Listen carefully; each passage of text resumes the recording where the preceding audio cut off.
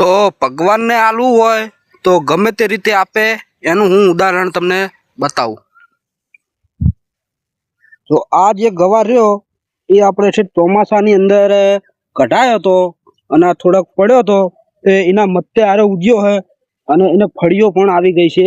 તમે જુઓ, આ આપણો ગવાર કઢાયેલો હતો અને નાખી દીધો તો એને ફળીઓ આવી ગઈ છે. તો શેક કરે એવું આપણે થઈ જાય. જુઓ,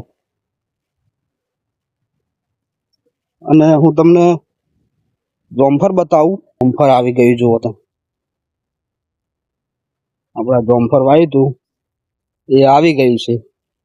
તો જોમફળ પણ આપણે ખાવાની મજા આવી જશે. પોપો વાવ્યો હતો અને લીંબુ પણ વાવેલું છે. લીંબુ તો એટલા બધા આયા ને, બહુ આયા. જુઓ તમે, શરબત બનાવવામાં મજા આવે પીવાની. લીંબુ લૂંદા થઈ ગયા એટલે ખેતરે રહેતા હોય તો લીંબુ વાવો, શરબત પીવાની બહુ મજા આવી જાય. જો લૂંદે લૂંદા થઈ ગયું. તો બસ આટલું જ. જય જવાન, જય કિસાન. વિડીયો ગમે તો લાઈક કરજો, શેર કરજો અને ફોલો કરજો. જય જવાન, જય કિસાન.